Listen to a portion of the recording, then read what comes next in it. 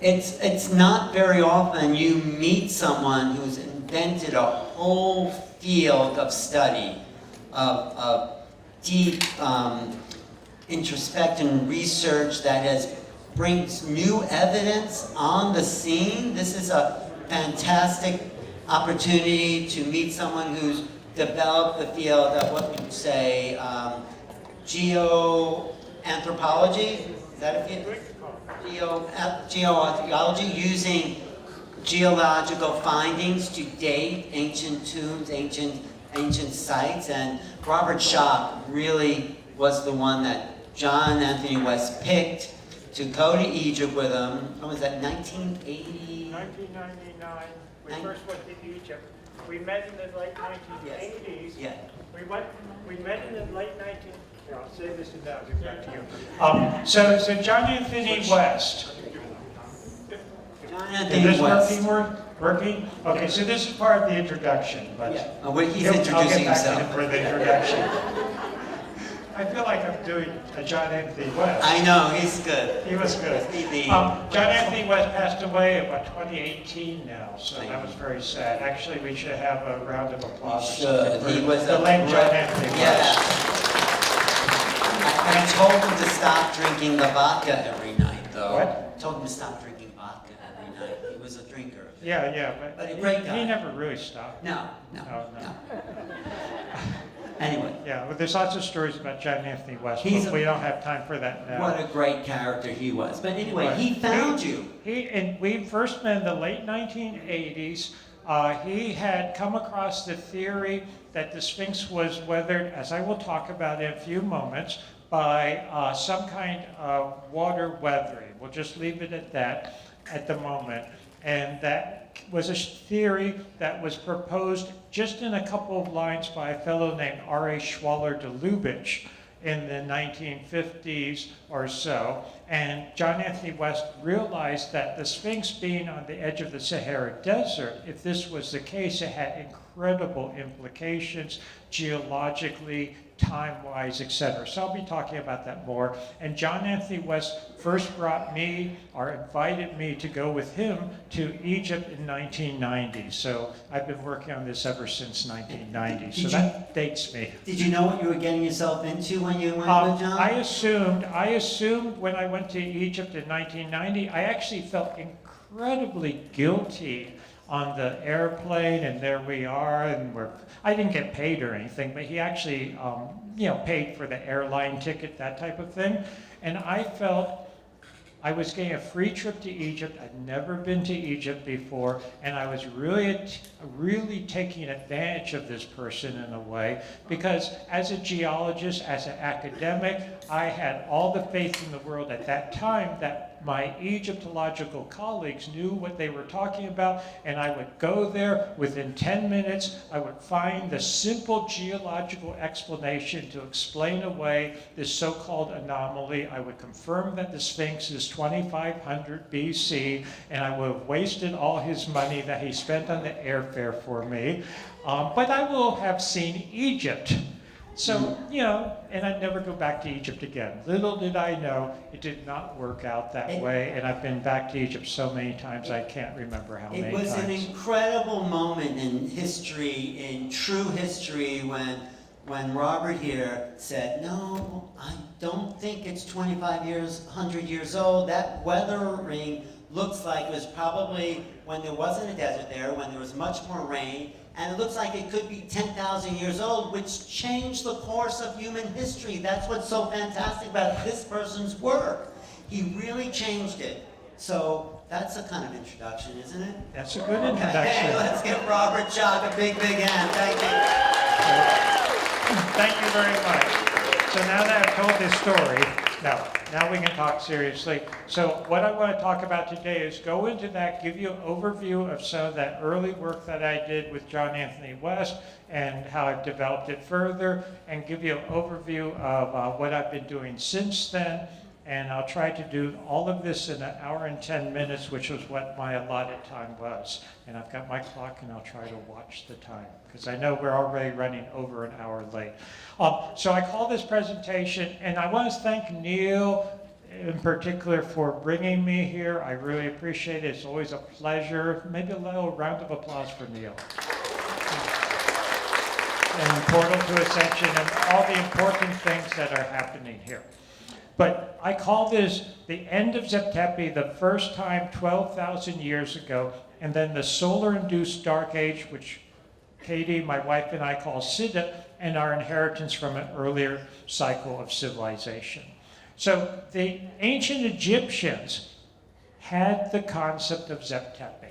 And this was, when I say the ancient Egyptians, just to put a time frame on it, I'm talking about the classic dynastic Egyptians, about 2500 BCE, maybe 3000 BCE. So the dynastic Egyptians that conventional archaeologists and historians think about. They had a concept of Zep Tepi, which can be translated loosely as first time or the time of creation, the beginning of civilization, a golden age when gods lived among humans, and of course, I say of course because I'm in academia, I still teach. I teach full-time at Boston University, and my conventional colleagues would say this is just myth. This is their myth from 5,000 years ago. Of course, there was not advanced civilization at an earlier period, even though they insisted that there was something they had inherited from. And I'm going to try to argue not argue, but show you evidence that there is independent evidence, physical evidence, that yes, there was an earlier cycle of civilization. There was civilization at an earlier period of time. And this begins with my work on the Great Sphinx. And as you already heard, John Anthony West first invited me to come to Egypt. This was 1990, as I mentioned. I first went to Egypt with John Anthony West and looked at the Sphinx. And we have now, over 30 years later, I believe, lots of evidence, and the evidence continues to accumulate, continues to amount, that effectively Zep Tepi and the concept of an earlier cycle of advanced civilization is real. It really did exist. So we have to change the early timeline. And if you want to call that Zep Tepi, that's fine. If you want to call it Atlantis, that's fine. There are different ways to view it, and there are different traditions, but they are grounded in reality. So when I first got involved in this was a classic point of view, and if you go to a conventional website, by classic historians, etc., they'll tend to still mimic this, that the rise of civilization was about 3500 BCE. Before that, people were hunters and gatherers, nomadic, they didn't have writing, etc. And the carving of the Great Sphinx was about 2500 BC, so a good 1,000 or so years after the rise of civilization. That's a standard chronology. My early work on the geology, and I knew this within minutes of first seeing the Sphinx, that there was something amiss. Because when you look at the Sphinx, and you look at the Sphinx being on the edge of the hyper-arid Sahara Desert, which has been a desert for the past 5,000 or so years, that is the basically the entire alleged history of civilization, and you look at the Sphinx and you see that it is not weathered by wind and sand. It is not weathered by what you would expect from a hyper-arid climatic regime. It is weathered, without doubt, by water, and it's eroded by water, despite the hyper-arid climate. When I first presented this at Geological Society of America in 1991, some of my geological colleagues came up to me and they basically, it almost sounded mean, but they didn't mean to be mean. They basically said, this is such classic, sort of like geology 101. It's not complicated geology. Where have the archaeologists, where have the Egyptologists been all along?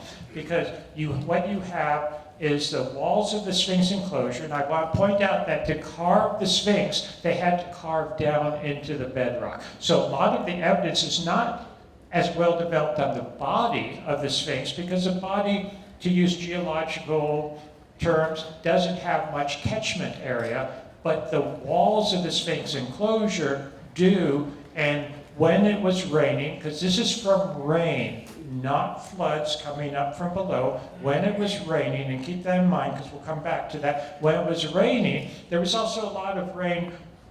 The Sphinx faces east, so a lot of rain on the plateau in the west and north, and it flowed down and it flowed over the walls. Does that make sense, everyone? So what you get is what I call the rounded, rolling, undulated weathering, and you see that in the diagram on the bottom left, and it forms very diagnostically these vertical fissures, which you do not get with any kind of arid erosion. Here I am, that's early me with John Anthony West in the upper right, and this is not due to flooding. As I said, you would not get those vertical fissures, and you would also get undercutting, incredibly strong undercutting, much more than you see there. There's a little bit of undercutting that has to do with, in a technical sense, which layers are softer and harder as the water flows down it.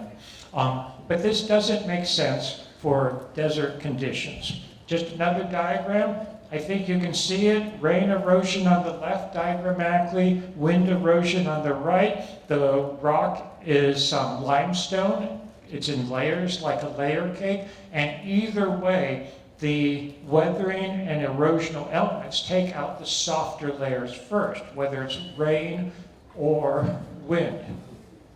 And here you can see some real ones. These are stones throw from each other, literally the same rock. And can you see the wind weathering, sort of the tunnel-like features, wind tunnel-like features in the upper left versus the rain weathering? That's me, younger me, in the Sphinx enclosure. And you can see how large some of those fissures are and how they've been cut out by the elements, by rain coming down. Again, I want to stress, this is not flooding from the Nile. Just as a side note, at one point the Egyptologists were very upset with me about this. They're still upset with me about this. And so they convinced a couple of geologists from Cairo University to come and say that Schoch is all wrong because these are not weathering because there's different climatic regimes, not because they're different ages, but because it's different type of rock. Because up in the upper left-hand corner, that is, according to Egyptologists, tombs that were cut out of the bedrock at the same time the Sphinx was supposedly carved. So the Cairo geologists from Cairo University were supposed to say, oh no, it's different rock, that's why it looks different. They came back and said, no, he's right, it's exactly the same rock, exactly the same layer, which is not hard to figure out geologically because they're only some hundreds of meters away from each other. Never heard from them again. Because they didn't come up with the right answer according to the Egyptologists and archaeologists. We also done subsurface seismic testing. This was done with my colleague, the geophysicist, Dr. Thomas DeBecke. My degree is in geology and geophysics from Yale University, just to give you my credentials. I teach at Boston University, have since 1984. I continue to be a full-fledged, should we say, academic. And something that we found was, and I would not be talking about this at all if I didn't have independent evidence. I want to point that out. I have multiple lines of evidence for this. One thing I wanted to get was subsurface mineralogical changes that occur once the rock has been exposed when they carved out the Sphinx. So that's something I could calibrate. I could then compare it to the surface weathering and erosion. And what we found is that, in fact, the Sphinx, and this is a diagram showing it, the Sphinx is more heavily weathered on 3 sides than it is in the back. I had already suspected that initially the Sphinx was carved as if it were emerging from the bedrock, so it was connected to the earth, emerging from the bedrock. Does that make sense, everyone? And I already suspected that things had been changed later in the back, because the thing about the Sphinx you have to keep in mind is that, did the dynastic Egyptians know about the Sphinx? Absolutely. In fact, they venerated what we now call the Sphinx. They modified it. They repaired it. The head is too small for the body.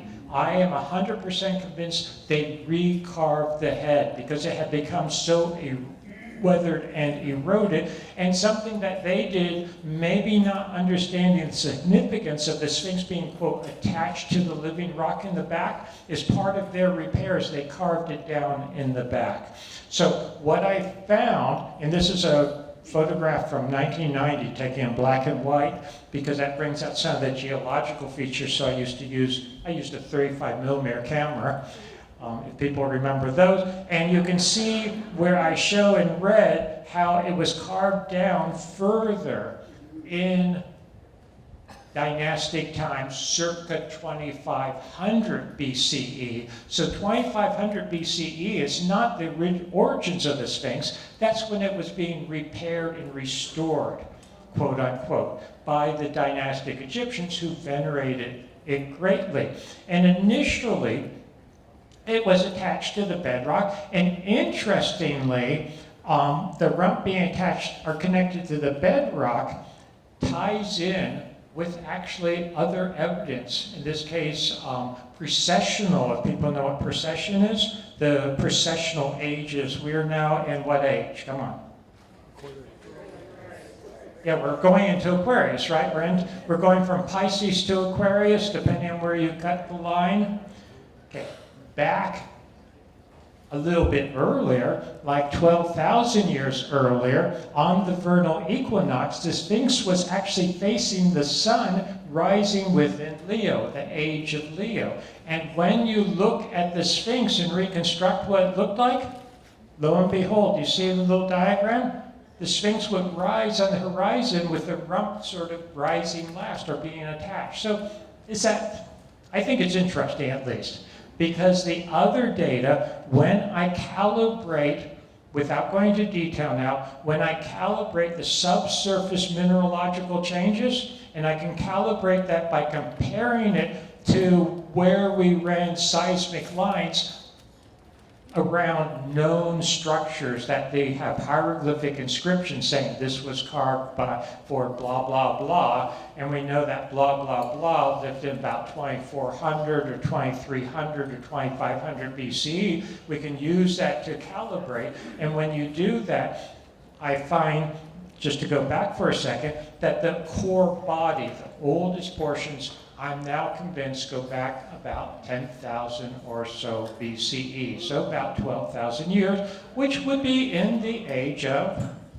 Leo, if you want to look at precessional cycles. So, if it were just looking at the age of Leo, I'm a physical geologist, I wouldn't put that much stock in it, but it's interesting that it ties in with the physical evidence. Something else, and I'll come back to this, during the seismic work that we did, we found a chamber under the left paw of the Sphinx. And I am 100% convinced it's there. It's fairly good size. If you look on the left, can everyone see that's looking down on the Sphinx? That's a seismic tomography map that we did. And under the left paw, it says anomaly A. That's the chamber that we found. And it is there. Some people predicted it would be there. Does anyone know who predicted it would be there? Edgar Cayce. People have heard of him. It was a little bit embarrassing. I'm an academic.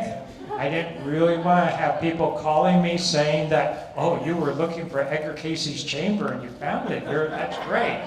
I didn't even know that he had predicted that. I honestly did not know he had predicted that when we found it. But it's there. It's there. There's no doubt. And we also, as I said, I've had the opportunity to walk on the back of the Sphinx to look at the head very closely. It's too small for the body, and I'm convinced 100% it's not the original head. It's been recarved. We speculated as early as the early 1990s that maybe it wasn't a Sphinx originally, it was something else. If it was a Sphinx, it lost its head and the head was made smaller, recarved. We initially, at least I initially, suggested it might be a lion. originally a lion, and we have a lot of pre-dynastic, when I say pre-dynastic, over 5,000 years old, lion statues, small, but lion statues.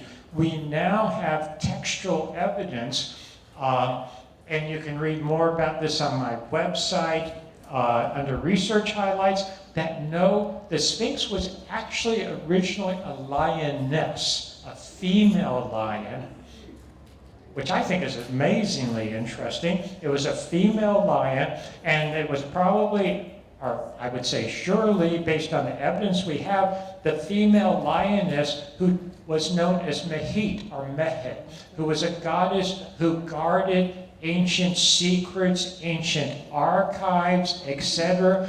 And there was literally, before 2500 BC, people who held the title that they had the key to lioness into the archives under the lioness. That was the Sphinx. Some of the Egyptologists have often puzzled, well, why is there no mention of the Sphinx in the earliest dynastic records? There is a mention of the Sphinx, but it's not the Sphinx at that point. They're referring to it as the lioness, Mehit.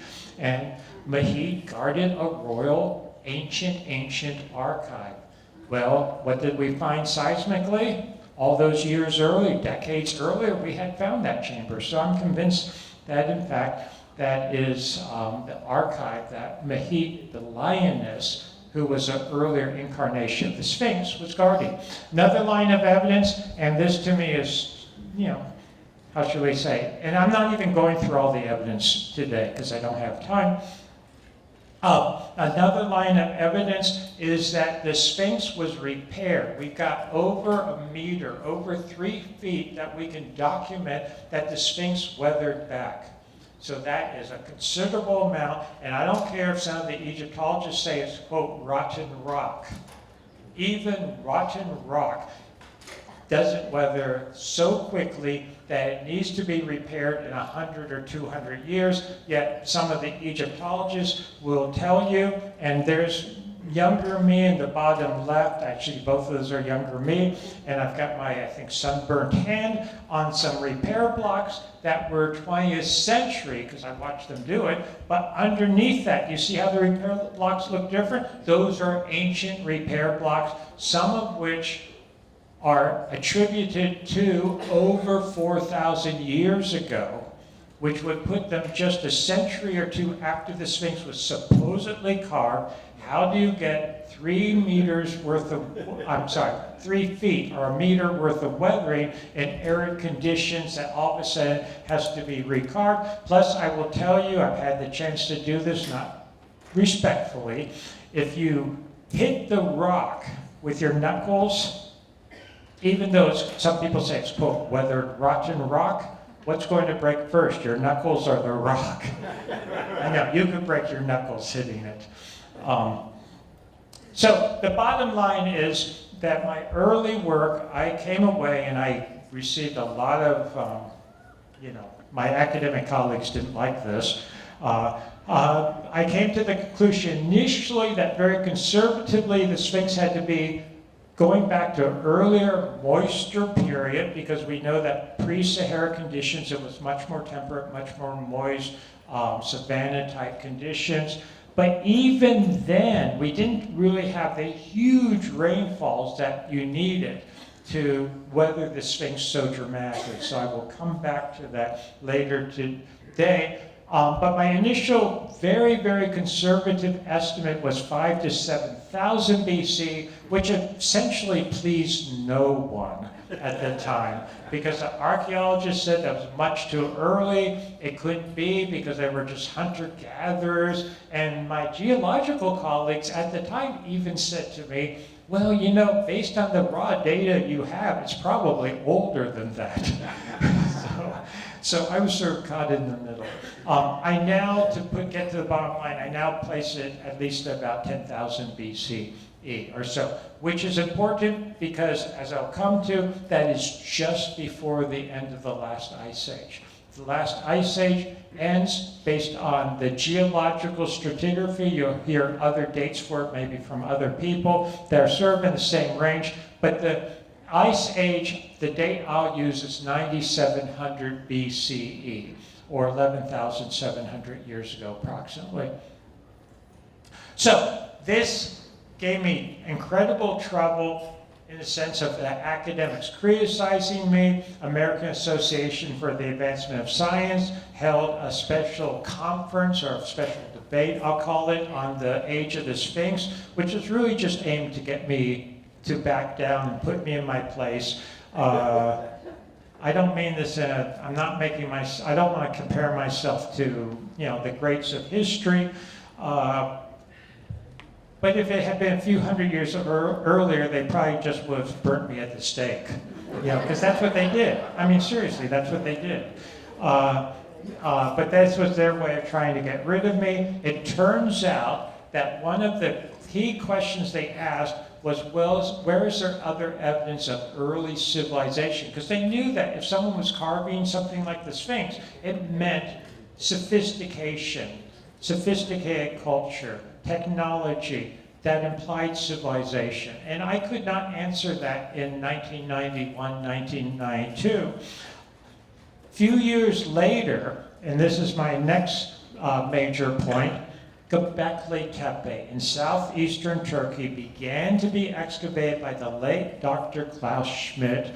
And this is an incredible site near the city of Urfa, or also known as Şanlıurfa, which is, interestingly, the traditional home of the biblical patriarch Abram or Abraham in southeast Turkey. And what certainly caught my attention immediately was that Klaus Schmidt had this incredible sophistication at this archaeological site, yet he was dating it also at an incredibly early age. His initial dates were 10,000 BCE to 8,000 BCE, what I had started calling Sphinx Age. So here was more confirmation that yes, things go back to that earlier period.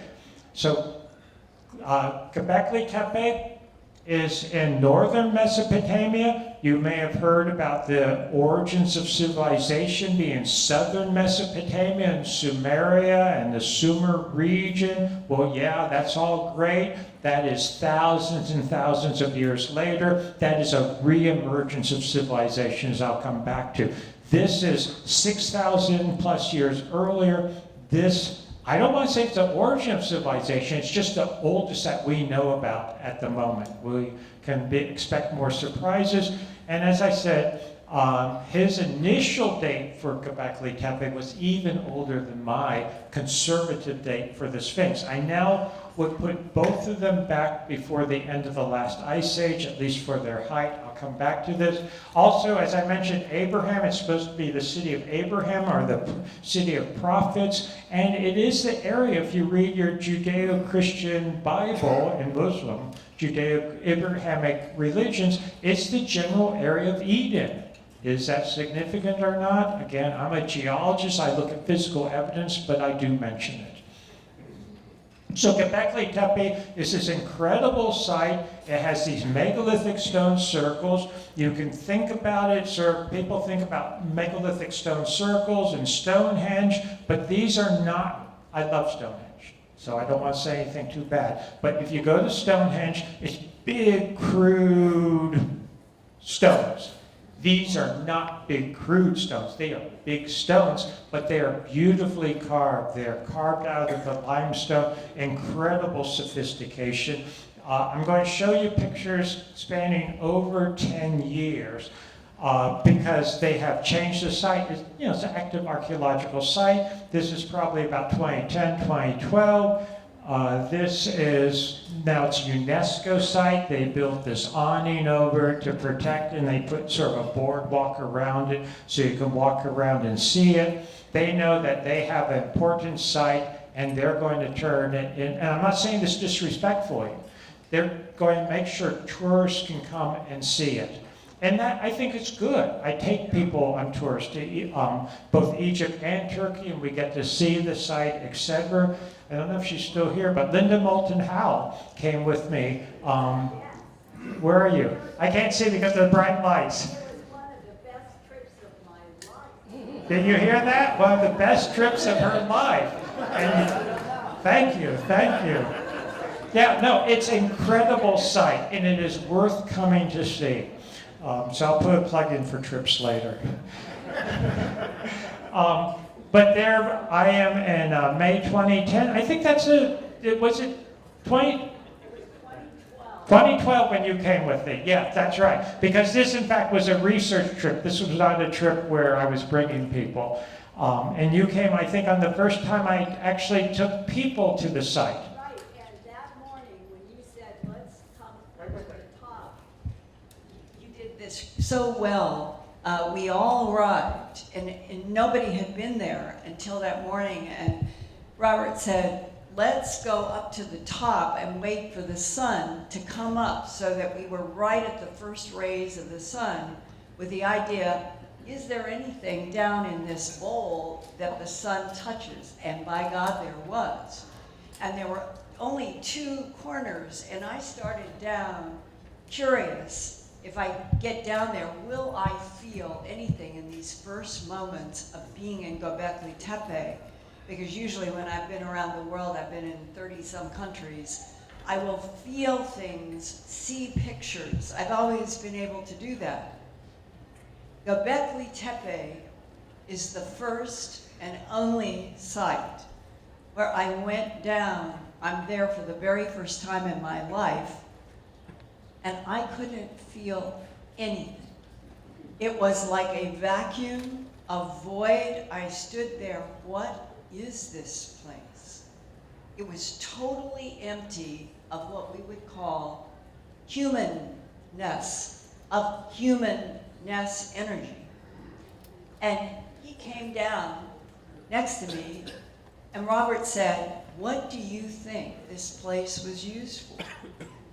And I said, I have not got a clue. This is the strangest, absolutely the strangest site that I have ever been in my life.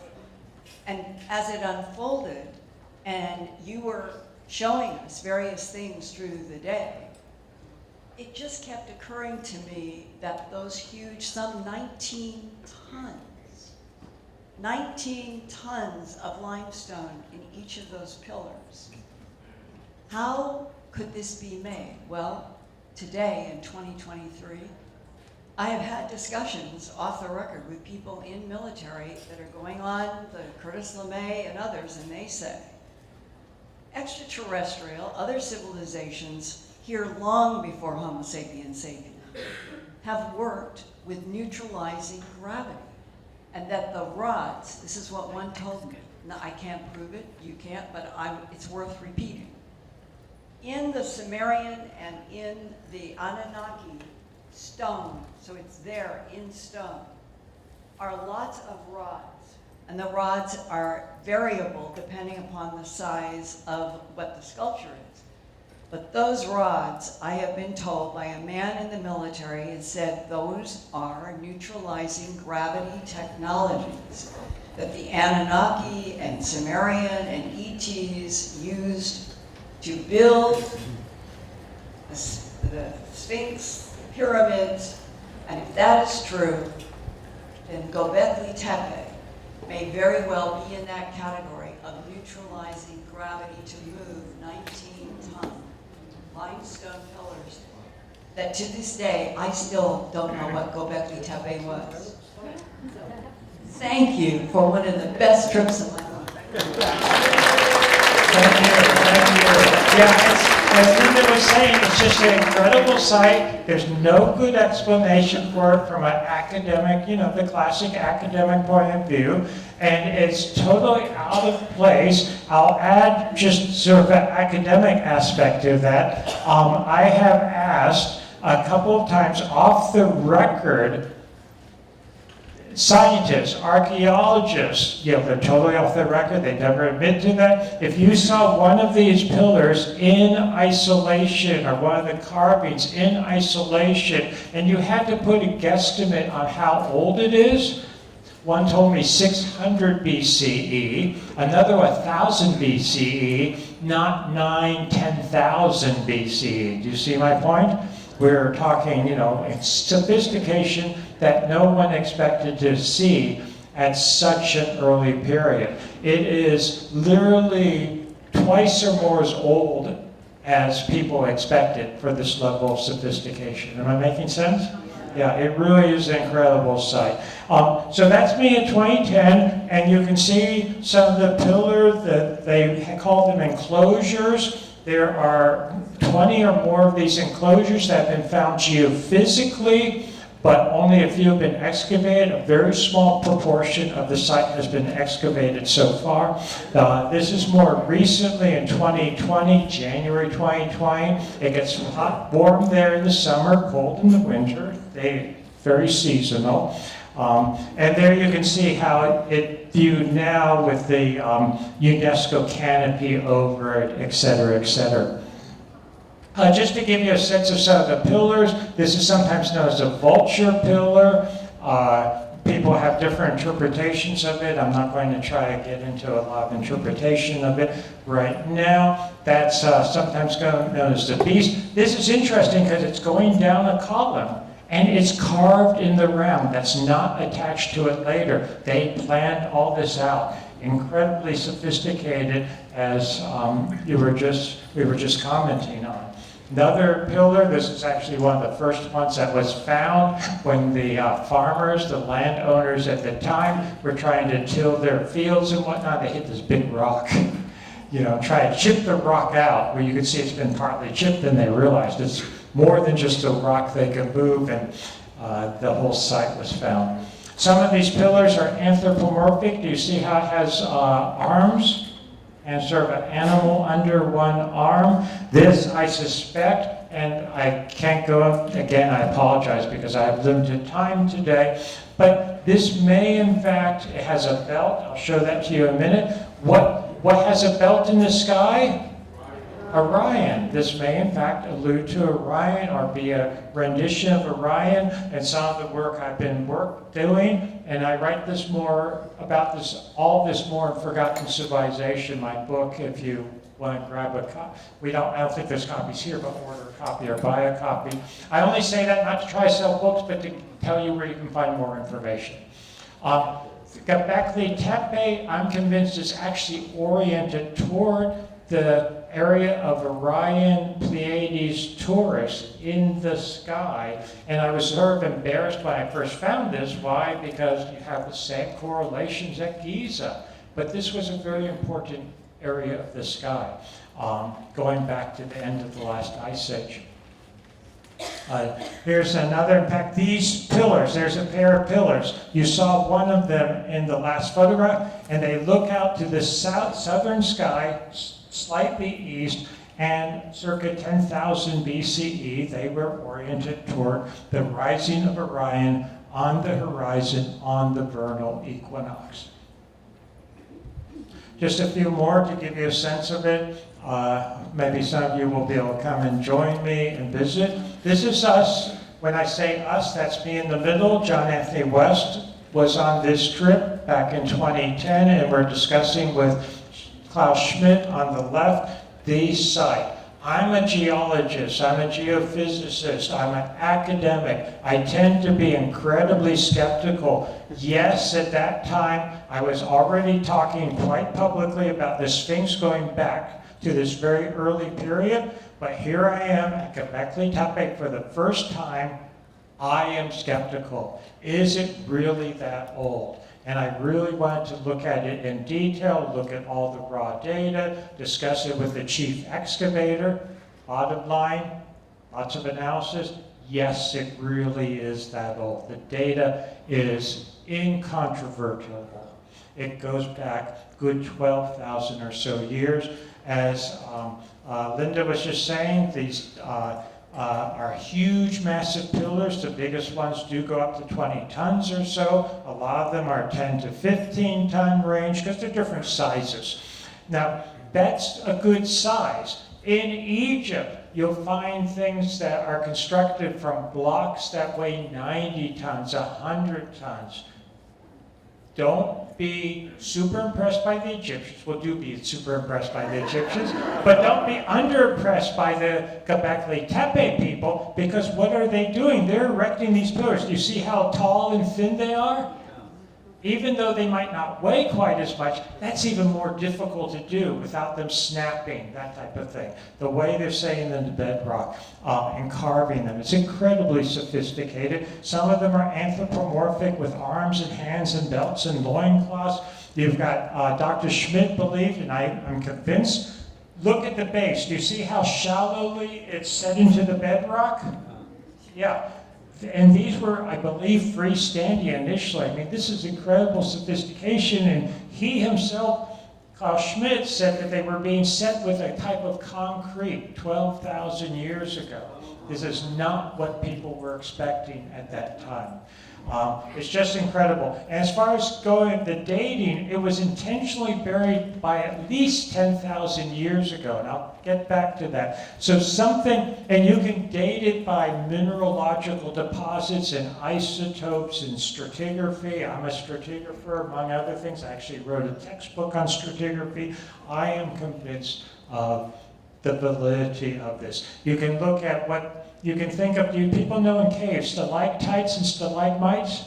Those basically formed in microscopic form, miniature form. Once it was covered over, this picks up isotopes, like carbon isotopes, which you can date to when it was buried, so the actual site has to go back further, etc. So there's a lot of good data on it. And notice how you have these long, thin arms, the slender feet, fingers, navel region, which is incredibly significant, I think, in many cultures. We can come back to that. Fox belt loincloths and these beautiful, which I will come back to, belts on the pillars. And we have not only Göbekli Tepe, but we have statues like this. I think this is an incredibly sophisticated, beautiful statue. It's approximately life-size. This is from the time of Göbekli Tepe, but not from Göbekli Tepe. This is from the city of Urfa. Göbekli Tepe is, depending on how fast you drive, half an hour outside of Urfa. When they do construction projects in Urfa, they often hit stratigraphic layers, archaeological layers going back 10 to 12,000 years. And this is one of them. This is known as Urfa Man. He was found very close to the sacred pools of Abraham, which I have a picture insert in there. And this is what the Göbekli Tepe people looked like in their own renditions. So, I don't think of these as primitive hunter-gatherers. You see, he seems to be wearing something, the V-shaped chevrons on him, etc. I'm very fond of him. He and I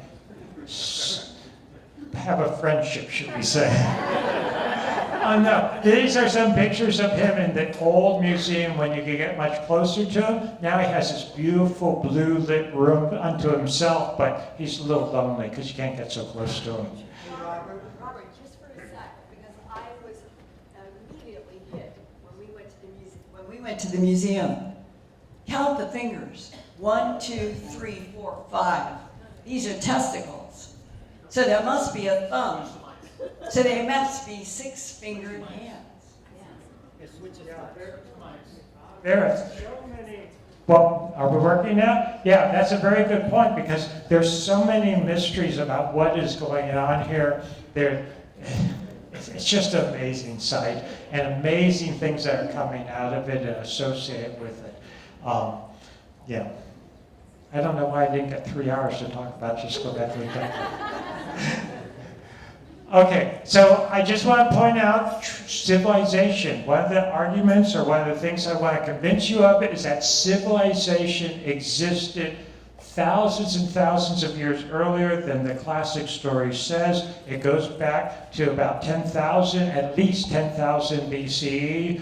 We don't know how far back, further back it goes, but archaeologists can identify civilization because they need to have some hallmarks for it. Monumental stone architecture. We certainly have that at Göbekli Tepe. I hope you can agree to that. They also say that you have to have city life or urban settled life. As I already mentioned, Urfa Man was found in Urfa, and they find all kinds of things going back to this period. Urfa, I think yes, there is settled life associated with Göbekli Tepe. It's the modern city of Urfa, which is the ancient city of Urfa, which is a city of prophets, which has probably been a city for 12,000 or more years continuously. You follow what I'm saying? So it's like some archaeologists say, oh, it's just nomadic hunter and gatherers. They just one day decide to build these things. But, they're still primitive, whatever, not settled down. No, we have the city, but it's still inhabited. It's still being used. It's still a sacred city, important city. And then the last thing that a lot of archaeologists and prehistorians and historians will say is that to have civilization, you have to have writing. You have to have literacy, and that's a whole concept of history versus prehistory. And these were just, primitive hunter-gatherers. They didn't have writing. Well, my contention, working with a colleague of mine, Manu Safzadeh, is that no, in fact, they did have writing. We don't have a lot of evidence for that yet. We don't have their books and their scrolls or whatever, but we have the monuments. And one thing that we can look at is comparing things like this. You see that symbols on the belt at Göbekli Tepe? Classic conventional archaeological story is, it's just, pretty decoration. Doesn't really mean anything. They just pretty decoration. Just like when they excavate parts of New York City in 12,000 years, they'll find big signs with letters on them. They'll just say it's pretty decoration. These were stupid illiterates. No, but seriously, when you start looking at this and you look at something, for instance, the hieroglyphs, which are known and understood now. This is a monograph by LaRoche, Professor LaRoche, on the hieroglyphs or from the Hittites or the Luwian hieroglyphs. It's sometimes referred to thousands of years later, but from the same general area. I'm convinced that we have vestiges of what the Göbekli Tepe people were using for writing, surviving thousands of years later in the Hittite. So that can give us a clue. Let us start looking at this. So these are what they call LaRoche symbols, because I classified them by number. And these are different hieroglyphs that were used in the area thousands of years later that we know, or we understand what their meanings were. Referring to the divine, referring to gateways and portals, referring to God. You see 360 there. God, connecting to God, etc. And when you start comparing these to Göbekli Tepe, you can read it, basically. Does that make sense? I think they were literate. I will not be surprised if someday we find actual, a slab with a real, what everyone would agree has to be a real inscription.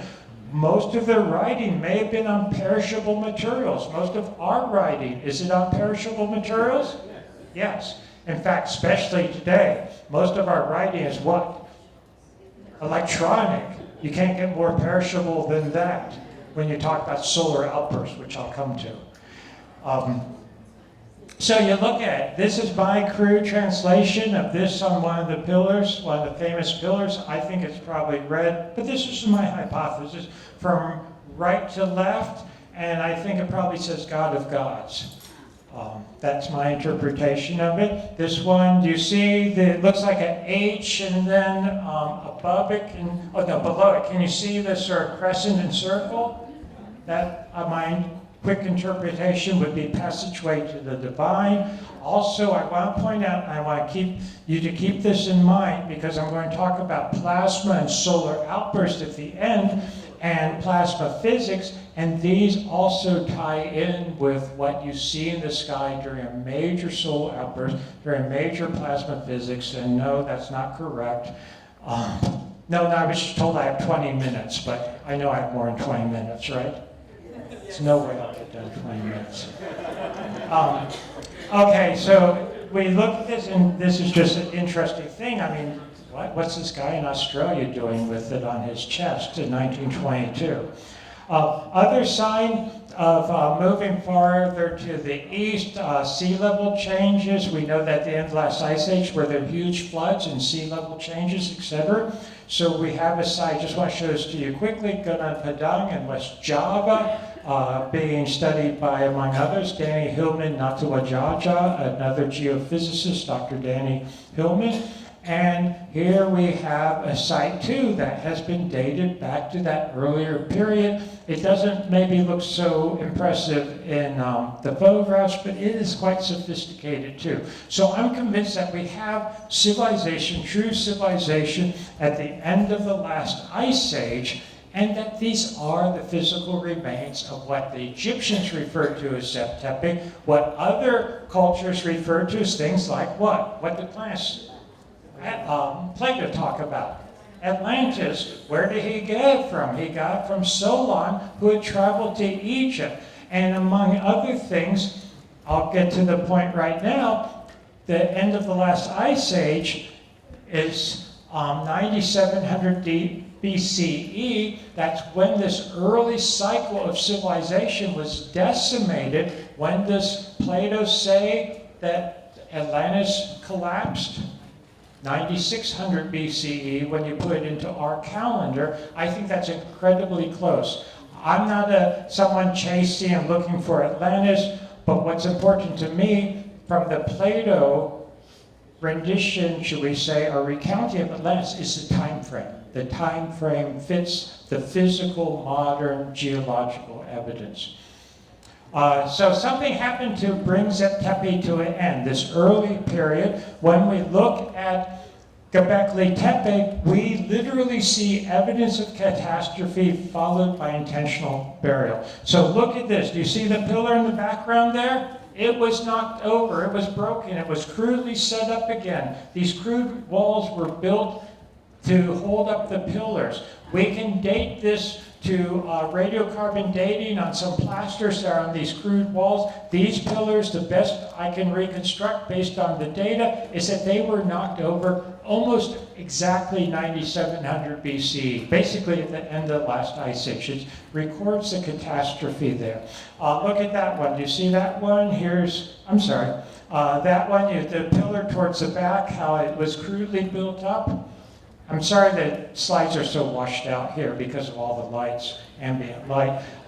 Here you can see more evidence. You see how beautiful reliefs are like a little pig or hawk sticking out, and they built these crude walls against it at the end of the last ice age. Why? Because there were terrible disasters going on there, earthquakes, etc., etc. There, do you see the pillar, how it's been supported? Yeah. So this brings us to the end of the last ice age.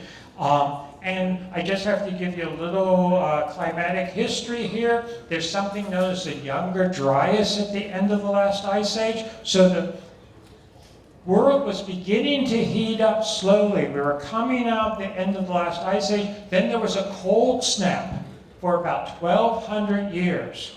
And then dramatic warming at 9700 BC. So this is what's happening at the end of the last ice age. It's very cold. If you look at this chart, it starts to warm up. Then there's a cold snap. Does everyone see that? I don't know if you can see it here. So it warms up, then there's a cold snap, then incredible warming. So this is 10,900 BC, 9700 BC. Everyone follow? Yeah. And that's known as the Younger Dryas. And when I was a graduate student, we used to talk about, I was very interested in the end of the last ice age even back then, and we thought, oh, the ice age ended really quickly and dramatically. We were talking about centuries or maybe decades, but that's geologically dramatically. In the early 2000s or so, don't try to read this, I'm just showing you this real data. Based on Greenland ice core data, it was determined it happened within a few years, which is incredible geologically. Then, it turns out more data came out, and it occurred not within a few years, not even in a year, but it occurred, here we have a black bar here, it occurred in that period. This is a period of 1 year. That's how quickly it occurred. More or less within weeks, which is the best we can resolve it. Literally overnight it probably occurred. So this is based on real data, not just someone,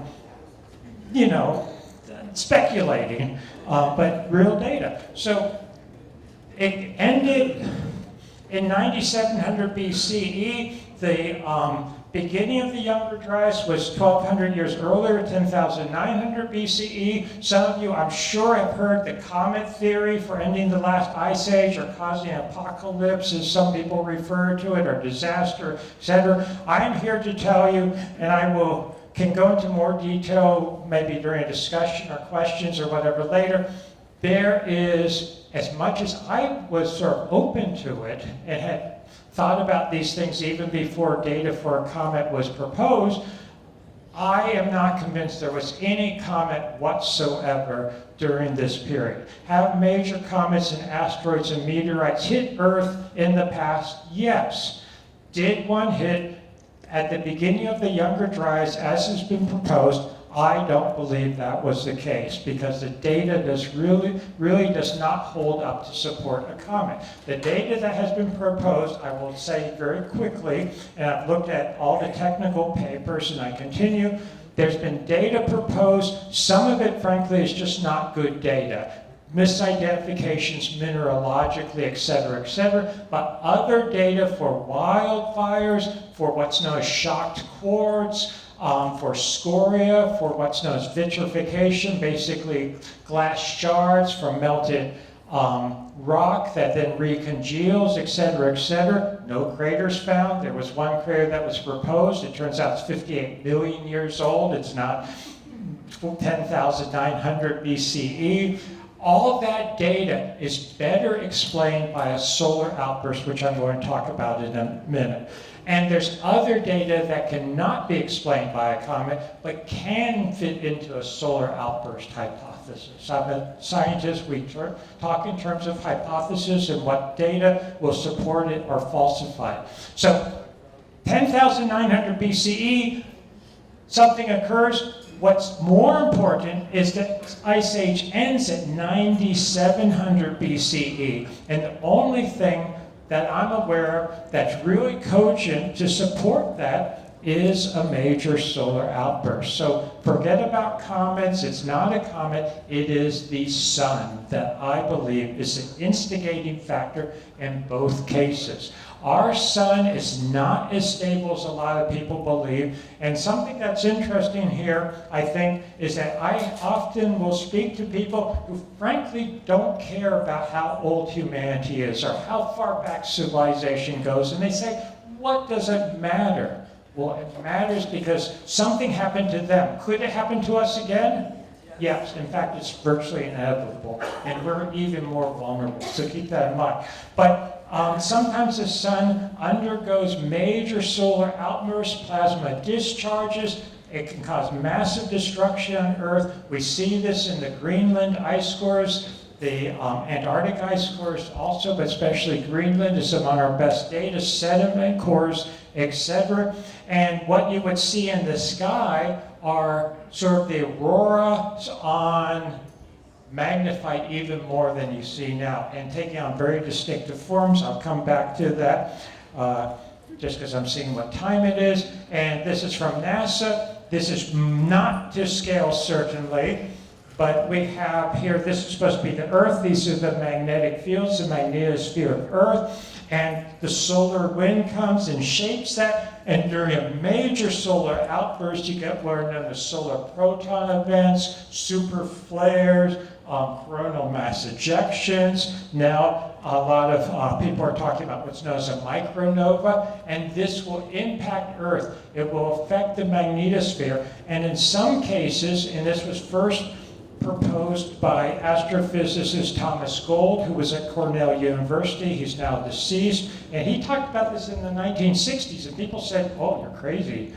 Dr. Gold, or Thomas Gold. You're crazy, Professor Gold. but he talked about it, he wrote about it, how if you have a big solar outburst, it's going to drive down to the surface of the Earth. It would look like essentially huge lightning bolts in certain places, literally touching the Earth, melting ice, changing the atmosphere, melting ice, evaporating water. You'd put huge amounts of moisture into the atmosphere. Does that make sense, everyone? It would rain down again. It would cause incredible flooding on the surface of the Earth from flash floods, that type of thing.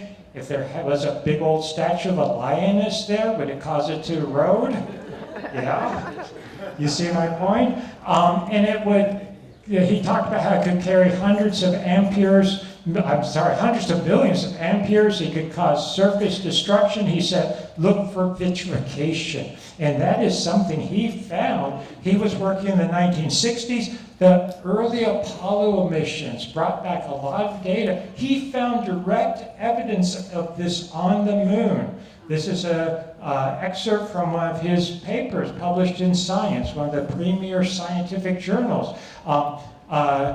Suggested giant solar outbursts in geologically recent times from lunar data. Geologically recent times, translate that into modern language, end of the last ice age.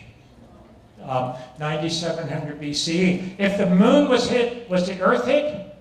Yes. The thing about the moon is it preserves the data better. Why? Because it doesn't have the atmosphere, it doesn't have the erosional features, etc. It's preserved on Earth too, but much more limited, and there were probably other solar outbursts like this, certainly in the past. And right in Egypt, for instance, we find the natural glass, the Libyan desert glass. It's a strewn field of 2,500 square kilometers. The classic explanation is, oh, it was a meteorite or something like that. There's no evidence directly for that. There's no crater, etc. If you have major solar outbursts, it would cause just this type of thing.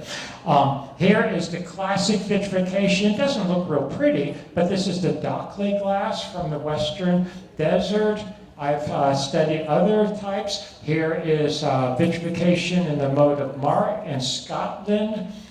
We find this around the world. We even find it on the Sphinx. The Sphinx has a history of being struck by lightning or plasma outbursts. When I say plasma, we're talking electrically charged particles coming from essentially outer space, coming from the sun, moving at incredible speeds, relativistic speeds, good percentage of the speed of light, causing all these effects on Earth. And when it comes to the Sphinx, there's something known as inventory stela that goes back to late period times, but it purports, and I believe I've analyzed it carefully, it's genuine in the sense it records something from Old Kingdom times that records that Khufu, the builder of the supposed builder of the Great Pyramid, came to see the Sphinx, which is important right there because supposedly the Sphinx wasn't even carved according to conventional theory. And he came to see this really ancient Sphinx and how it had been in even more ancient times hit by lightning, and he could even see the remains of the, quote, thunderbolt.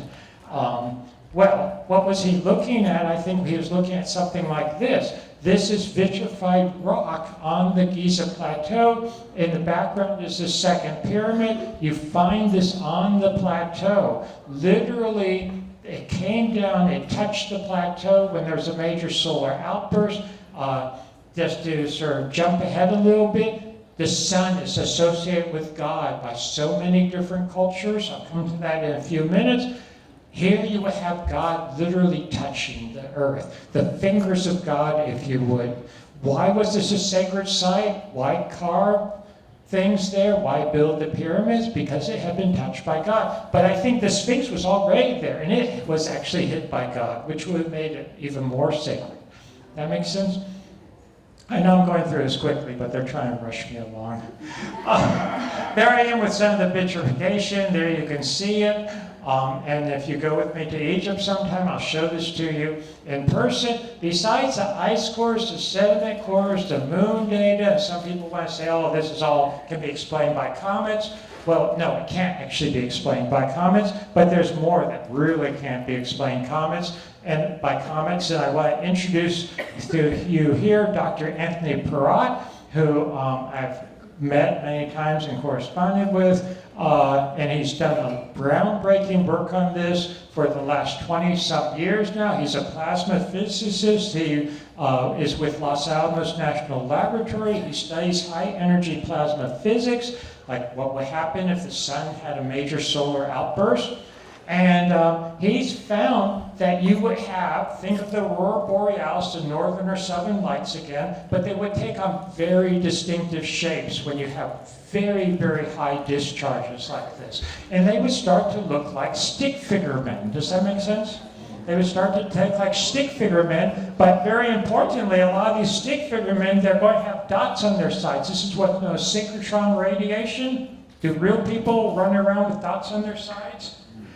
Well, I mean, maybe, okay, I'm saying what we can see normally. Maybe, I don't know, maybe people that see oars or something. I'm not making fun of it, I'm just saying, but normally you don't see that, correct? But what you get, and this is the closest we can see in modern times with photography, when you have intense discharges, it starts to take on shape. Notice the one on the right, can you see how it starts to look like it have arms and a head? Okay, but this, if we had the intensity we had at the end of the last ice age, you wouldn't be having these photographs because, you know, we'd be all destroyed essentially. But he found that takes on distinctive shapes. Another distinctive shape shown in the middle there are what look like birds' heads on columns, or birds' heads on sticks, or birds' heads on sort of stick figures, also what look like cylindrical donut shapes. Keep this in mind. These are some of the ones he and his team have found these 130 or so countries around the world. Notice here, notice on the bottom left, you see the sort of birds on human forms? The bird man, the bird woman, bird people is very, very common, important motif, which I think goes back to this. It's not just that people looked at birds and said, we wish we could fly. There's more from Dr. Perrott's, different places.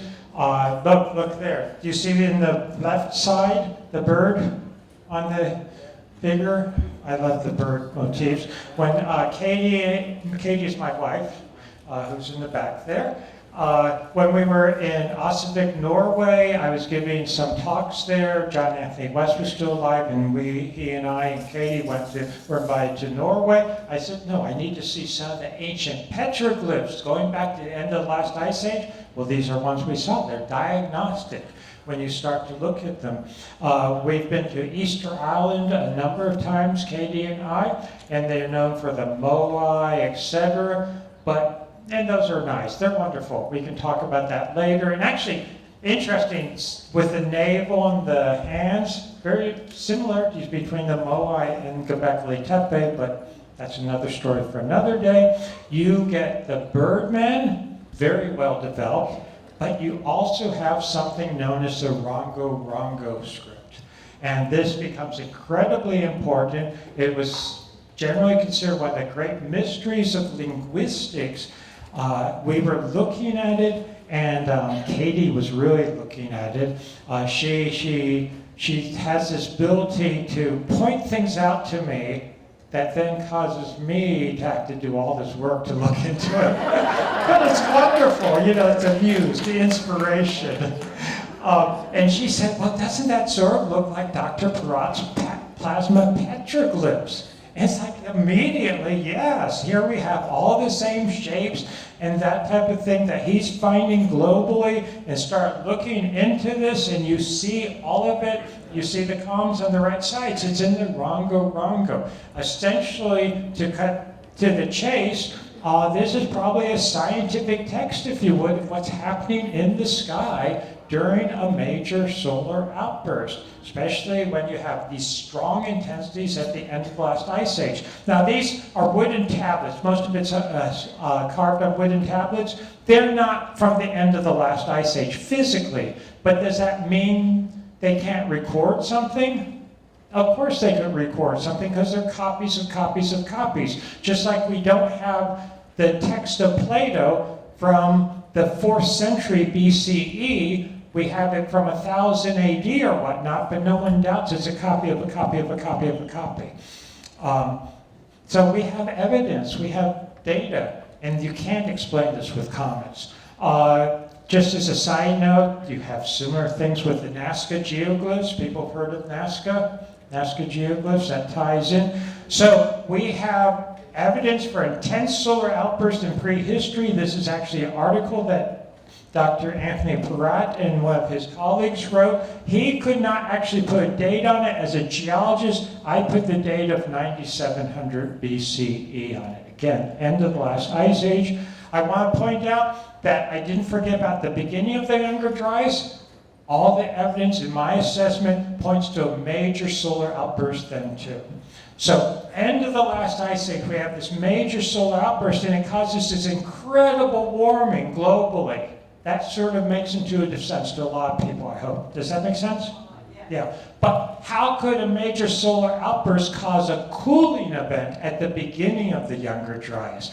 A lot of people want to say, oh, a comet or something like that, because it would throw up all kinds of dust and debris, which would have a cooling effect, theoretically. So it's not so simple why it would happen at the beginning. A colleague of mine, Dr. Paul Violette, actually developed a lot of evidence independently that there was what's known as a massive solar proton event, a type of solar outburst, at the beginning of the Younger Dryas, 12,900 years ago, 10,900 BCE. But again, how could this cause a cooling event?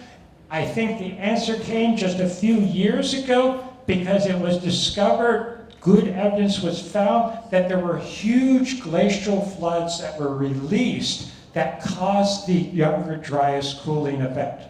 So remember I said that was starting to warm up. We were starting to come out of that ice age. What happened is huge lakes of fresh water were forming on the surface of the ice. Just think of this simplistically. They were held back by ice dams. Solar event. What happens? It breaks those dams, it melts those dams. All this fresh water gets thrown into the oceans. It changes circulation patterns. We have direct evidence of this now, and that caused major circulation patterns to change in the oceans, which caused the cooling event of the Younger Dryas. Does that make sense, everyone? So there is a mechanism of how a solar event is going to cause cooling if the conditions are correct, which is exactly what they were at that time. And then the warming event. So Plato, legends, I talked about this, suggested that there were these advanced civilizations, and they were wiped out by this solar event. And the sudden melting of the glaciers, they released pressure from the crust. We also now have evidence that earthquakes tend to correlate with solar activity. It's probably a triggering mechanism from the geomagnetics, etc. Think of an avalanche in snow. Everyone knows about avalanches, and just a little bit of energy can set the whole thing off. Same thing here. So you have these catastrophic effects on the surface of the earth. You have all this moisture going into the atmosphere, the rain's coming down. We already know about the Sphinx, and that is what I think caused the Sphinx to have that initial weathering and erosion. You would destroy the ozone layer, you would compromise the magnetosphere, you would have incredibly high radiation levels on the surface of the earth, which would do things like kill large mammals. And we have, at the end of the last ice age, 9700 BCE, a major die-off of mammals, a major extinction events, not at 10,900 BCE, but 9700 BCE. And they die off, and what are we? We're large mammals. Did a lot of humans go extinct too? Well, pockets of humans went extinct. Not all humans went extinct. We're still here. But some could escape. Small animals could burrow underground, go underground. Some large animals that were used to going to caves could go into caves, and humans, could they go into caves and seek shelter? Yes. And you don't need very many meters of rock to protect you from this radiation. And it would be ephemeral. It would come and go with the solar outburst. You can think of a major solar outburst and then a lot of aftershocks or smaller ones afterwards. So you go and you come up and you go down again. If it were a comet or something like that, you go in a cave, you're just going to get crushed, basically. And what's been found is that you could survive in a cave, and archaeologists, this is some work by the Austrian archaeologists Heinrich and Ingrid Kusch, and they are perplexed, they and other archaeologists. Why do you have all this massive cave network 12,000, I think it even says there, 12,000 years ago at the very end of the last ice age? These makes no sense unless you look in this time frame. Think in this time frame and this scenario. They're doing it for a very real reason, to survive. And I would contend that they started a tradition. So yes, the archaeologists will point out that some of these were used later, etc., but what do you expect? They're there, they're going to continue to use them or prepare in case it happens again. At Gunung Padang, remember I mentioned that in Indonesia, you have a major cave or opening in it that was used. You have this in Easter Island, these rock structures that would be wonderful protection, and they also were using in caves, and there I'm coming out of one. Malta, I'm just giving you a few examples that I've explored myself. Malta, you have it, in India, a lot of these were reused. These were recarved and reused by Buddhist monks, but the origins goes back much earlier. Cappadocia is maybe the quintessential area for caves. Come there to Turkey with us in the beautiful balloon rides. You can see over it, and then we go into the underground cities of Kamakali, which 8 stories or more deep. It's just incredibly sophisticated. Why would you do this? You're not doing this because you're trying to escape from your enemies. If you escape from your enemies, how are you going to escape then going underground in these huge cities? They know exactly where they are because you have huge spoil piles of all the rock you had to pull out. You don't find those piles. Why? Because they're so old. Going back to this earlier period, it's all dissipated. It's all eroded away. And again, it's going to protect you from a solar outburst. It's not going to protect you from a comet where the rock would just collapse on you. We also have linguistic evidence pointing to the Indo-European language family going back to this early period in Anatolia, in the Cappadocia region. And if you look at the paper and look at the analysis, it goes back to the end of the last ice age. A pocket of people survived there and then spread out again. And we can see that based on the distribution and basically family tree of the languages. Was there something going on between the end of the last ice age and the reemergence of civilization, 4,000, 3,000 BC? Sure, there were people living. But they had gone into a dark age. This is what Katie and I refer to as Siddha, or the solar-induced dark age. Think of the Europe and the Roman Empire collapsing. And what happened? Went into a dark age until the Renaissance. Here we have a dark age for some 6,000 years. One example of this is Chalahoyuk. And it's just one of many examples where you don't have the monumental stonework, you're living in mud brick. According to classical sort of thinking, this is thousands of years younger than Göbekli Tepe. It should be as sophisticated or even more sophisticated. It's not. They've gone back. So back into a dark age. Civilization decline. Just to give you a sense of it, there we are on one trip there. So civilization was a cataclysmic event. It was destroyed. I want to point out that since I started talking about this in 2010, there's been a lot of work. You'll see all these dates are later, where Other scientists now are looking at carbon isotopes, beryllium isotopes, etc., and they're finding that there were other events with the sun where it was undergoing smaller outbursts since the end of the last ice age. Not as big as what we see today. One of the largest was in 774, 775. It's known as the Charlemagne event. But the sun is not that stable. And could we have a big one again? We're probably overdue. We really are. Thomas Gold suggested off the top of his head, remember the late Thomas Gold, who first started talking about in the 1960s, that maybe it happens every 10,000 years. If that's the case, we're 2,000 years overdue. When you start looking at solar activity, there's been various papers published, this is in Nature, that the sun is being more active recently, in recent decades, in the last 11,000 years. If you look at this data, this is published in Astronomy and Astrophysics. This is the end of the last ice age.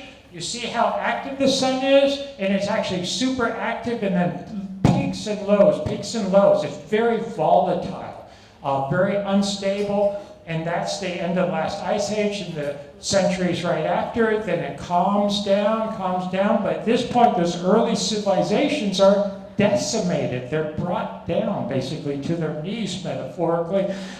Then things calm down. This is 4000 BC, and eventually civilization re-emerges. It's not the origins of civilization, but it re-emerges, and we proliferate, we do great, etc. Except, look at this. The last few decades, the sun is becoming really volatile, really active again, so be warned. Yeah, and the monuments are waiting to us. I think we need to learn from them. But there's one more thing I need to say in 5 minutes, so I hope you'll give me 5 minutes. Portal to Ascension. We're here at Portal to Ascension.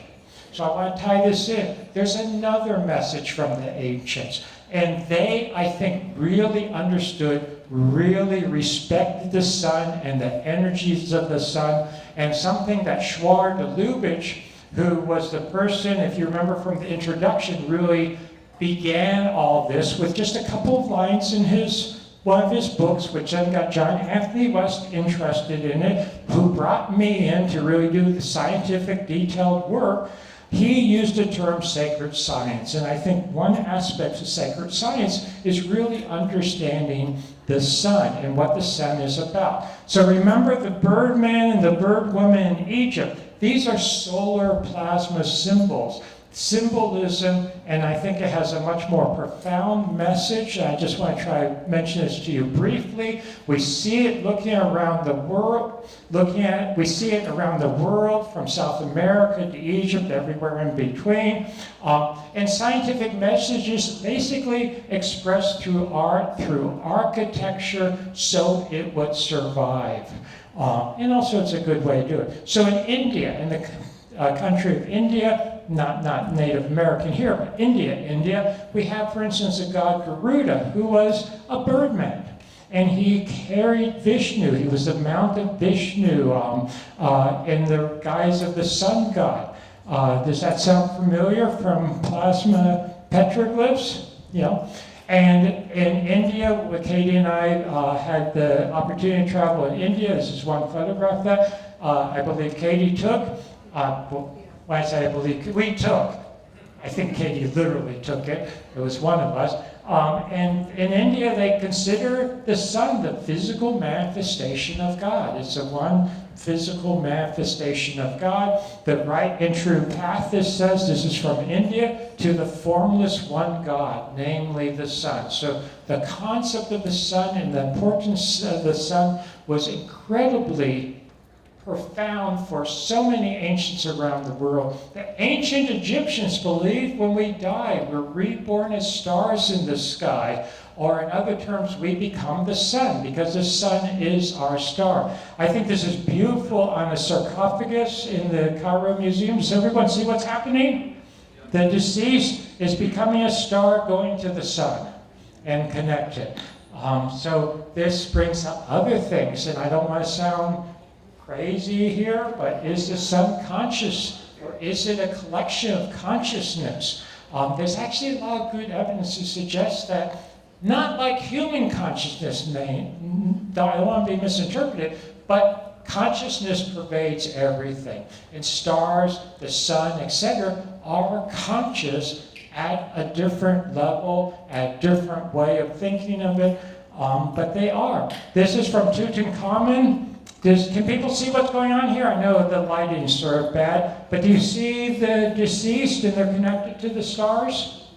They're going to the stars. Does everyone see what's going on there? And you have that, so they're ascending, which I think is part of the theme of today.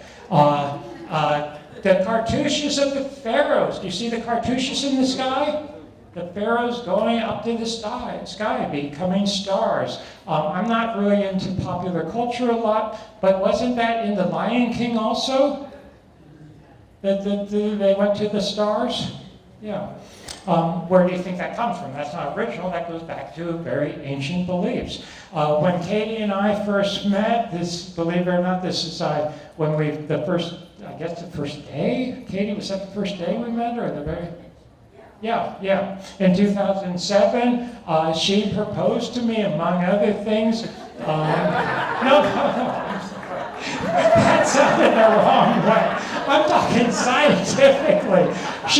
She presented a hypothesis to me that I thought would be interesting. I'm talking, as a scientist, to propose a theory.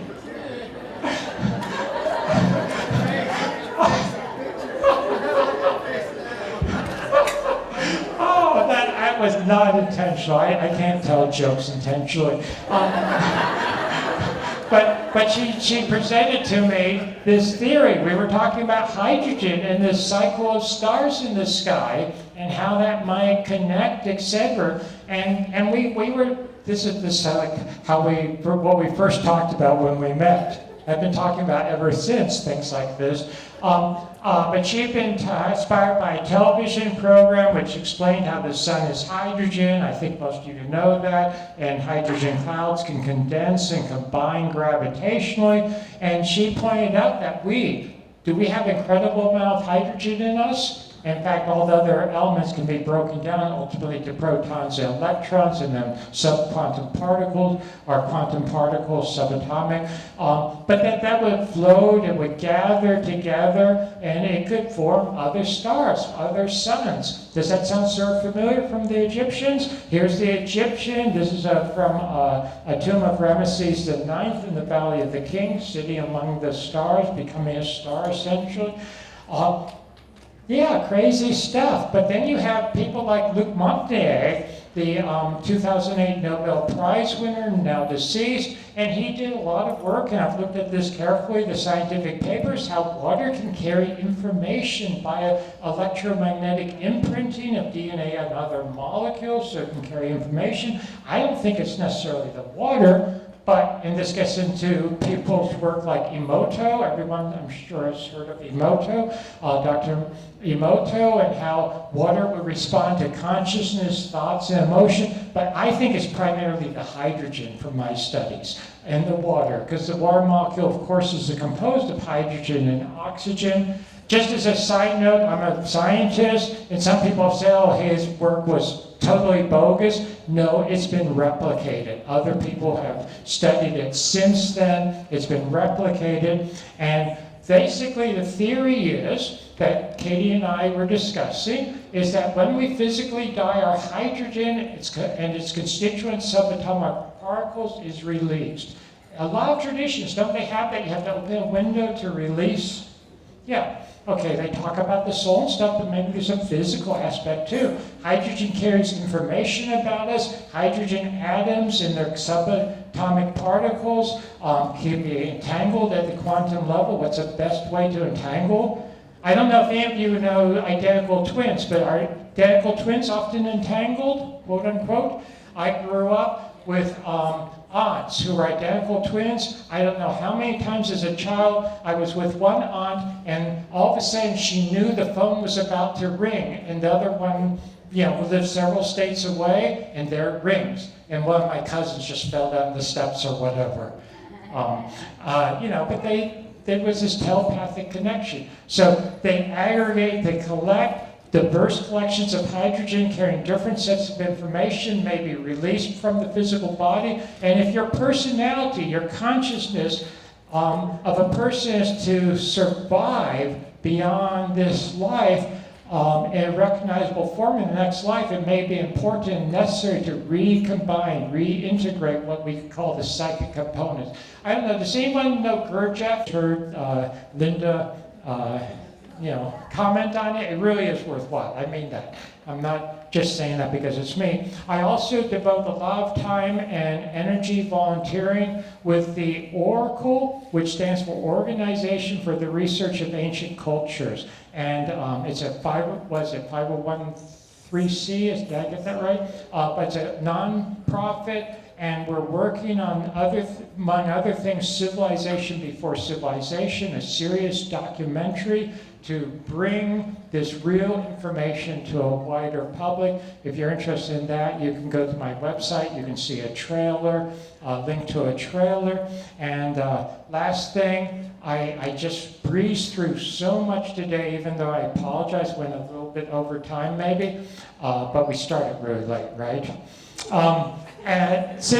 Forgotten Civilization, the new edition, revised and expanded 2021 by myself with Katie. Feel free to order a copy of it, and you can learn more about so much of this, and I continue to work on it. So I will leave it at that, and thank you very much for your attention. Thank you.